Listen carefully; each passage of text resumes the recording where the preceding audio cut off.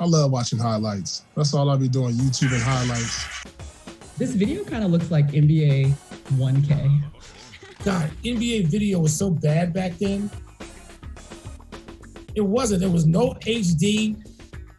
My son always says to me, Dad, are these from the 40s to the 1940s? I'm like, shut up. There he is, me. Going against Alvin Robertson. That's my guy, too.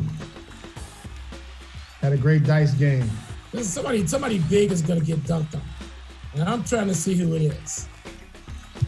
Oh! Off the drop step? The only person I saw do that was Blake Griffin, and he happened to catch me one time doing it.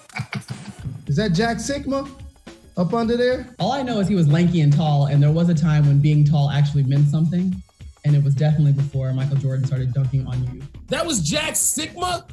He just throws down on a 7'1" dude. You know, these dunks, these aren't open court jumping over a stationary car. My son keeps saying, Dad, Zach LaVine's dunks. I'm like, shut up, stop. I love Zach LaVine. He's not dunking on actual 7'1" human beings in traffic in games.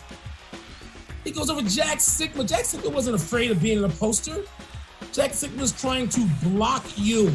You don't get no better than that. With the tongue out, that's what you call snatching the screws out the rim. How many posters do Jordan have? I mean, goodness gracious. Now we got Jordan against the Cavaliers in one of those ugly uniforms they always had. Yeah, it was the uniforms that they want to forget. No. Jordan just took someone's soul. From the block. But you got to hang it on the rim, though, with one hand after you've done it. And see, here's the greatness of MJ I want people to pay attention to on this play. A right-handed player using the right foot pivot. It made him a half step faster. And he exploded with his left towards the hoop. I mean, just look where he, gets up. People don't understand.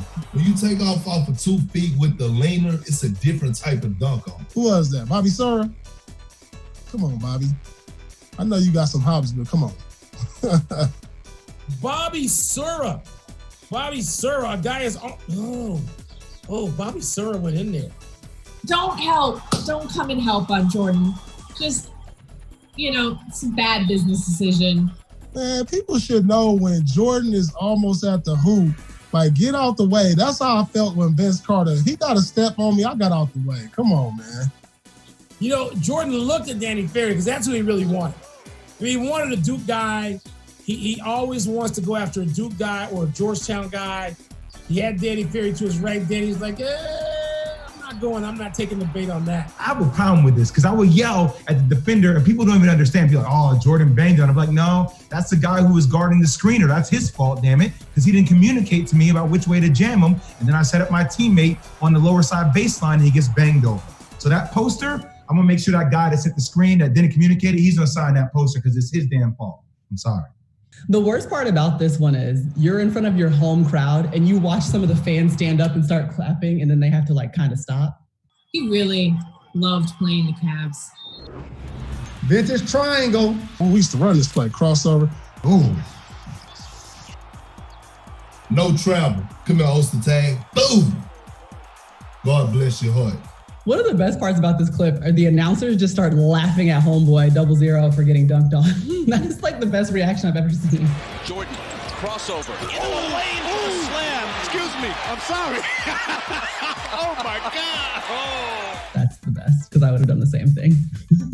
This is why you run the triangle with MJ, by the way, y'all. So the beauty of the triangle offense, it wasn't about just a discovery.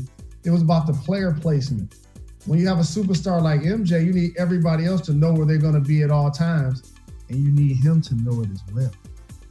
And you know what else you want him to do? Need 1 or 2 dribbles from dunking at the rim. He only needed a game of inches, and there was no wasted movement. So the turn off the left foot to pivot into a 1-dribble cross, right into a jumping motion, right? By the time Greg Ostertag came from the weak side, it doesn't matter how big he is, he can't get up and elevate and stop Jordan. But Jordan already won that possession before Greg Ostertag even came over from the weak side. If you are in the paint and Michael Jordan is elevating, you sit down. You don't try to jump with him. That's what I'm learning from all of these clips. It's just like you lose all thought process when Jordan's going to the hole, and then you end up as a poster. Another 7-footer. Where's my kid? Matthew, get out here. These aren't some open court dunk contest dunks. He goes up. Ultratag went up with him. That's 6'6". To split two guys your height and then dunk over a 7-foot guy with power like it was no big deal, that black cat was something special. I would like to say again, the 7-footer that jumps over 2 pieces of paper is coming to an end because of Michael Jordan. He's ending their careers. Oh man, the Miami Heat, he hates the Heat. The defense, let me get that cookies. Crossover behind the back, crossover, and watch it here with 2 hands. Off for 2. And 1. Zip them up. Oh! Oh my goodness, hold on, I need to watch that again. Go over 1, gather with 2. You still snatching the screws out of them. Michael was like, he was just sort of coasting on that one. Because most of the time he was in the air with his tongue out, dunking on somebody. We forget he can handle that thing. He took on like 15 people there. That's a perfect clip for the young generation. Defensive end, transition to offense, crossover behind the back, through traffic, weaving in and out. Everyone's just like, oh no, you got him. Oh, wait, you got him? Oh no, you pick up Jordan. You pick up Jordan. No, it's not gonna happen. You don't know, that's why his jersey retired in Miami. There's a Bulls Michael Jordan jersey in the Miami Heat wrap. Hold on. I'm calling Nick Harrison right now. We have to figure this out. It's one of those things like I don't really. Why? And they was like, man, we just gonna, Pat Riley was like, let's just put it up. When he retired, it was like, let's put this number up. Nobody could wear it. There's gotta be like some bet. Maybe Pat Riley lost a bet. He haunted them when they came into existence. It's kind of like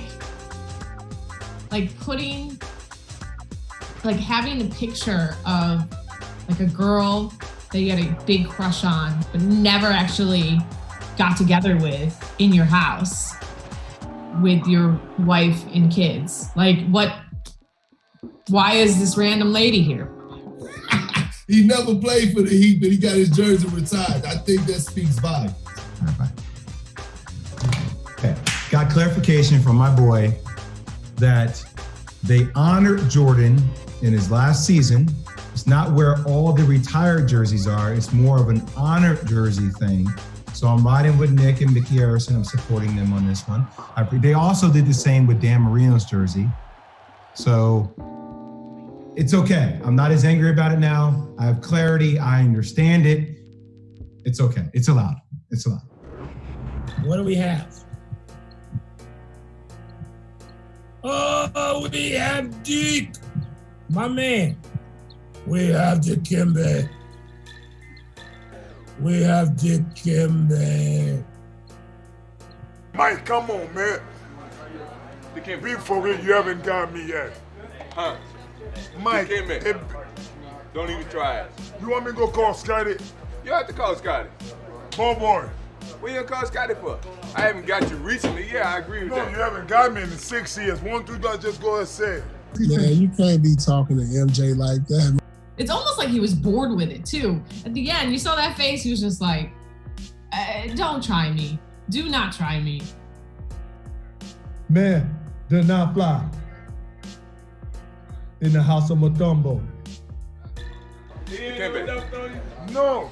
Never? He said, I'll get you one day. No. He never dunked on you. He never put you on the highlight. No. No? He said, I would love to give him my poster, but it's not happening. It's not gonna happen. You know he's lying. It's never gonna happen. Come on, man. You saw Patrick Ewing was in his corner like, yeah. So he's never done that to you, for real? He didn't say anything because he had been there and done that. Dikembe didn't set himself up. He put it into that. He put it into existence. This is. I know it's coming here. Later that season. Oh! Off the one leg. Don't give him that, MJ. He gets dunked on. He gets the finger. And then everyone can move on. Has every single shot blocker that Michael Jordan's ever played with had a moment like this? Man, he dunked on every center in the league, I feel like. Dang, like if you was a top center, he caught a body on you. Hey, I like the way Jordan mixed it up though on that one because he came off the one leg. That's like, you know, we used to eat them collard greens. That's him 2 feet jumping. Then we add them ham hocks or turkey next to the collard greens, give it a little different flavor. You know what I'm saying? So here's the problem. There's this little thing called manifestation. You don't put things into the atmosphere if you don't want them to happen, right?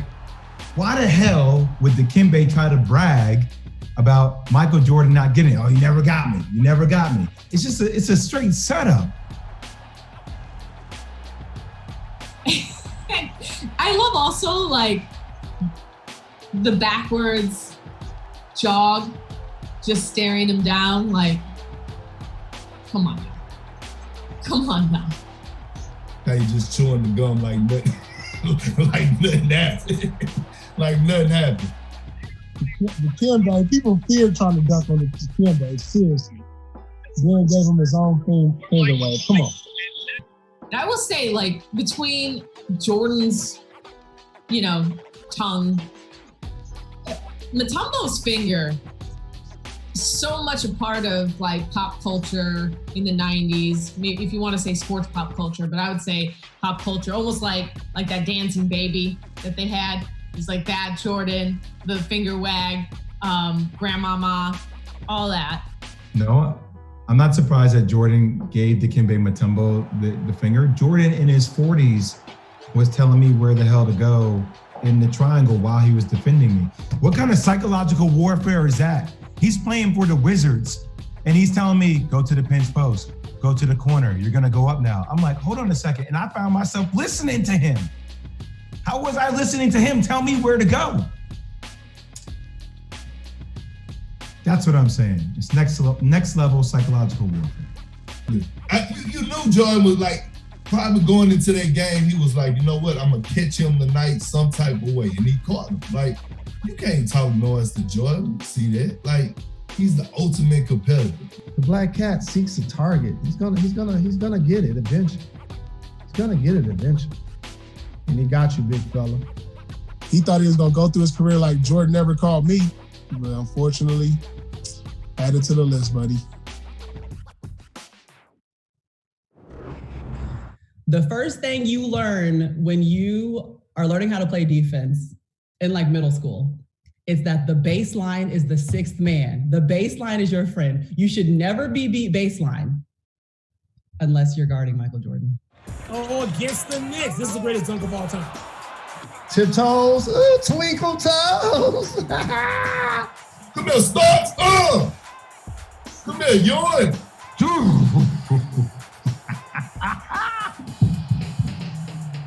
That was nasty. I'm always gonna remember this dunk. Like a ballerina. That's that black cat on the baseline. He gave him the Smitty. He lost John Starks. He lost his boy Oak. And then the exclamation point on Ewing. That was like a triple takedown of the New York Knicks. I mean, I understand you're Patrick Ewing, like you gotta go up and try to block that, but immediately after that, he has to go down and sit at the bench and probably for the next 6 minutes wonder why he did that. They pulled Ewing. They made him sit down.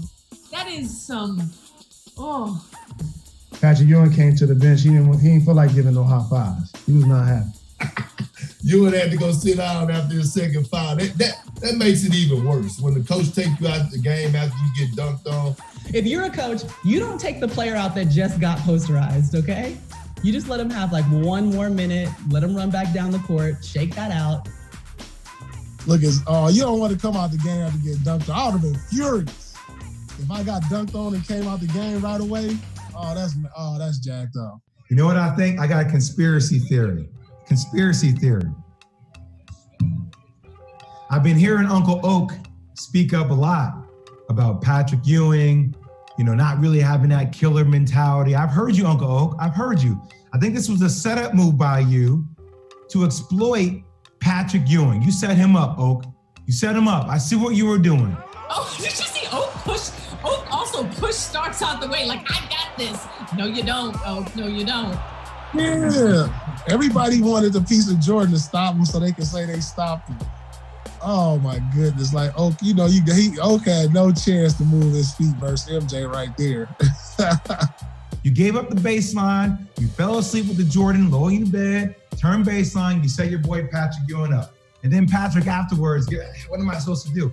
I got him. Like, no, why don't you focus on Jordan and not John Starks? And Patrick Ewing was waiting there and still got yammed on. I see you, Oak. You think he may go up and finger roll it, George Gervin style? You think he may put it off glass? He can switch hands. I mean, like he did against Sam Perkins. No. No, he flushed Patrick Ewing in the world's most famous arena. I came out of my seat on that one. That's a come out of your seat forever and ever all-time dunk. That's an all-time dunk. I think it's Michael's greatest dunk. I think it was the most deflating dunk that an opponent had because it was a playoff game. It wasn't something like when he dunked on you in the third quarter, you got over it, you went to the bench, you came back. No. Greatest dunk of all time. Jordan's greatest dunk of all time, anybody's in competition, because it was in the playoffs. It was in New York when the Knicks thought they had the Bulls. They didn't have them. They never had them. No way, he got tricked. He got fooled. He got bamboozled. Nobody tightropes the baseline like that. That's a perfect example of what I mean if I'm comparing what a lot of people believe is this era's GOAT, LeBron James versus Michael Jordan. There's something to be said for a guy doing what he's doing below and above the rim. That's 6'6". And the elegance in which he played, it was like watching somebody play the piano. When I watch LeBron play, it's like I'm watching him lift weights. It's just different.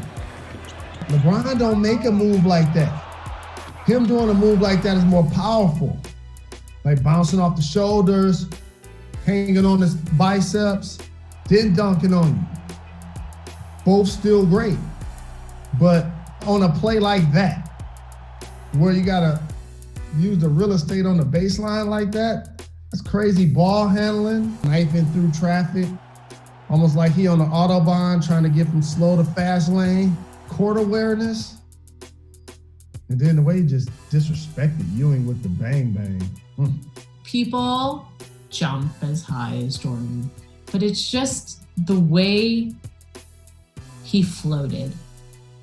I haven't seen anyone dunk the way that he dunks, is where it is just so fluid. It's like his whole body is in control. There's no knock on like Kareem, all the greats that was before Jordan. They were like the circus, right? Come to town. And when Jordan came to town, he was like Disneyland and Disney World. All the magical rides and you know what I'm saying, the different roller coasters and all the different games. He brought something new to the game. So, MJ was different. He made it an art form. And it was less about like in your face and more just about like, I can do this and I'm gonna, and it's easy for me.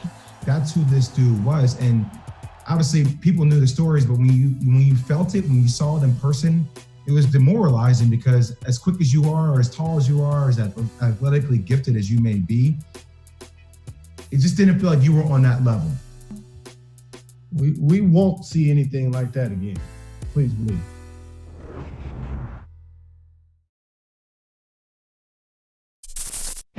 Thanks for watching ESPN on YouTube. For live streaming sports and premium content, subscribe to ESPN+.